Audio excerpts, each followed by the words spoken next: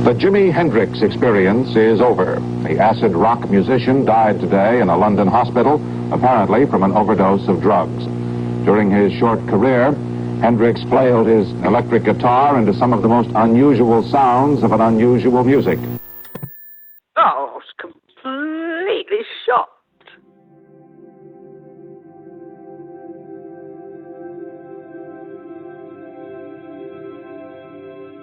Totally and utterly shocked to hear about his death.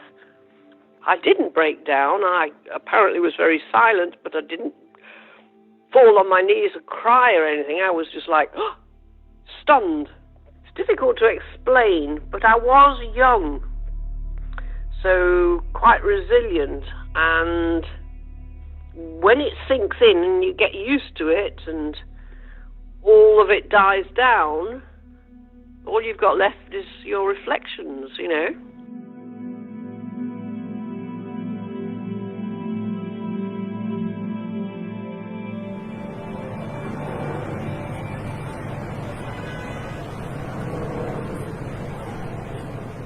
It was a time when everybody knew everybody else.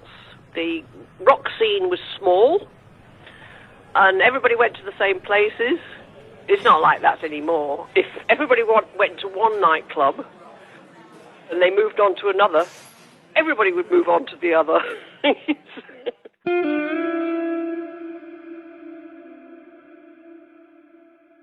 He wasn't billed. I think he just did an instrumental. And I arrived at that time, and everybody was stood quite still watching. But certainly his guitar was pretty way out, you know. People were aghast, really. And then I just went to sit with all my friends, of which he was, you know, amongst them. And we're all just, you know, laughing and talking and everything. And Jimmy beckoned me over and said, "Oh, can I just speak to you a minute?" And he said, "I think you're beautiful." And I thought, oh, I heard this before.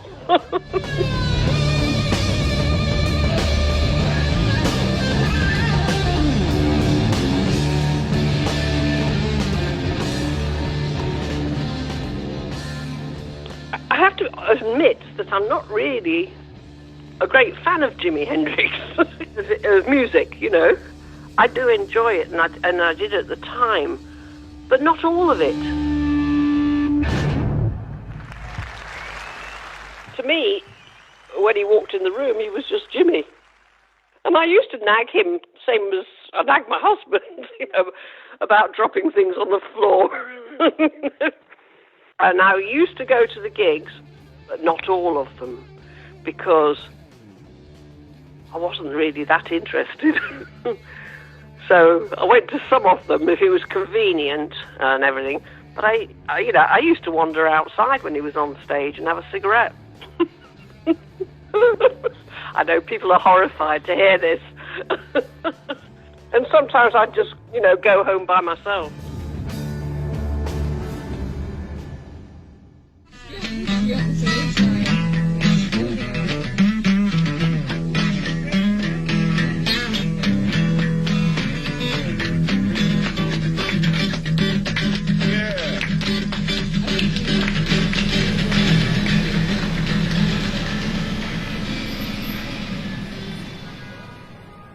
I was making mashed potatoes, and they were lumpy.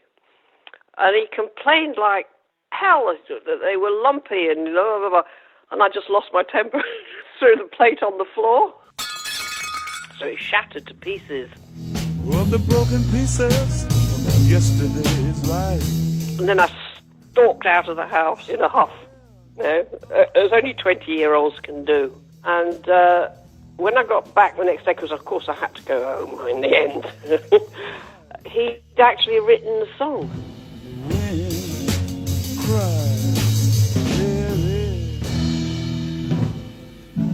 Well, but Jimmy called me Mary. It was just a habit of his, you know. So my love, Katharina, and me desire. Yeah, well, that was definitely So My Love, Katharina and Me. And I said to him, "I'm not coming with you."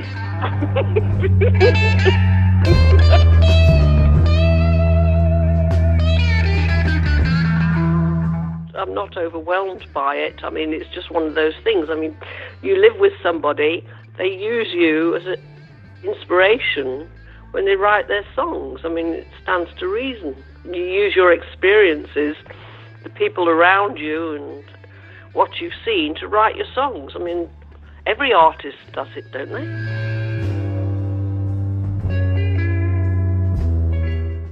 Drugs. I wasn't interested in that scene. That's probably why I'm still alive and everybody else is dead. We did see each other again after that, but I wasn't going to be involved in that kind of scene. I have to be honest with you, I don't listen to any Jimi Hendrix songs. If they come on the radio, I tend to turn it down or turn it off. Hey, Joe. I heard you shot Joe. A lot to do with the memories. I just don't want to keep reliving it, you know. And it doesn't remind me of the music that I loved. It reminds me of Jimmy, the person that I feel so sad lost his life.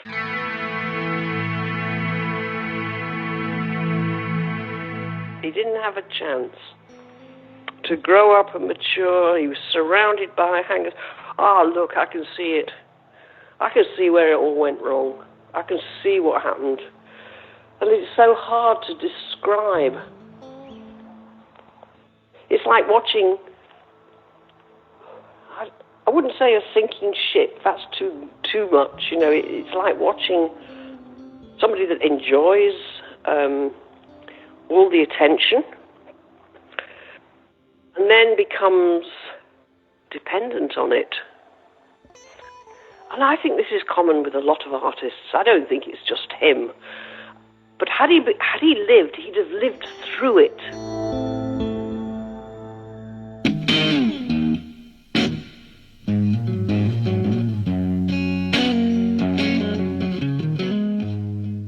It's something that sort of hangs around your neck all your life. To have been associated with somebody that is so famous, I mean, in death as well as in life, more so in death actually. No one knows. Nobody I've met knows, not even my daughter-in-law's family. I keep it completely quiet.